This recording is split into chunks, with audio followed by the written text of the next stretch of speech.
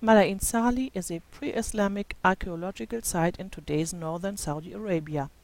In 2008, the site became a UNESCO World Heritage Site. This region was settled since earliest times. Thamudic people lived here as early as 3000 BCE.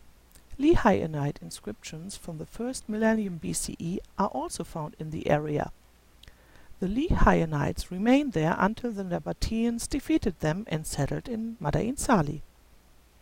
This happened around the beginning of the 1st century BCE or slightly earlier. At that time, the caravan route that came from the frankincense country in southern Arabia split here in two routes, one going on to Petra and one going over to today's Basra and then to Mesopotamia. Historians disagree about the origins of the Nabateans, but inscriptions show that they must have been Arab tribes. Most of the writing was in Aramaic, and the vocabulary was Northern Arabic. The Nabatean king Al-Harith IV, who lived between around 9 BCE and 40 CE, made Mada'in Salih the kingdom's second capital after Petra in the north. The Nabateans constructed tombs like those in Petra in Jordan. They were not the first, though, to invent these kinds of tombs. Similar structures were at that time common in the Near East, and especially the Lehianites in the Al-Ula area 20 kilometers to the south carved such tombs earlier. But the Nabatean tombs are much more artistic and decorated. Even though they seem alike in some respect, they differ in architectural elements. Mada'in Salih was built around a residential area and its oasis in the middle of a plain. The houses were probably built of mud bricks, but there is nothing left of them. The sandstone outcrops around the central area were carved out to build the tombs. There are 131 monumental tombs left. There are a number of unfinished tombs where only the upper part is carved out, and then sometimes the lower parts are just marked and not finished. So the Nabatean masons started carving from top to bottom. Religion was of great importance to the Nabateans.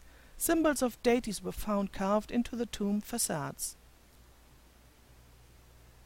One of the areas in Mada'in Salih is Mount Ithlib. Here are more religious carvings than in the other areas. At Mount Ithlib there are two high rocky peaks, and between them is a narrow canyon. It resembles a little the Sikh in Petra.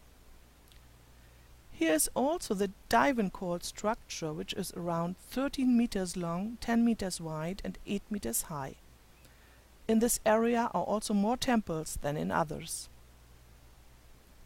The size and ornamentation of the tombs reflect the wealth and the social status of the buried person. Some tombs have plates on top of the entrance providing information about the tomb owner's name, the names and dates of the different Nabatean kings, and the masons who carved the tombs. Many graves show military ranks, leading archaeologists to speculate that the site might have once been a Nabatean military base meant to protect the trade route. The Nabateans were defeated in 106 CE by the Romans.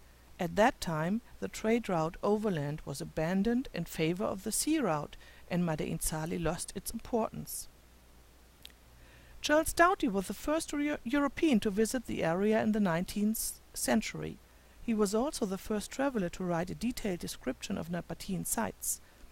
He came with a pilgrim caravan in 1876 or 1877 and stayed in a nearby Ottoman fortress.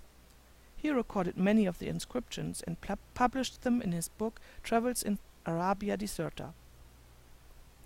Later, French travelers and archaeologists visited Mada'in Salih at different times, sorted the tombs in different categories, and studied the inscriptions. They found also many inscriptions in the mountains around Mada'in Salih, which described the economic, religious rituals and political structures.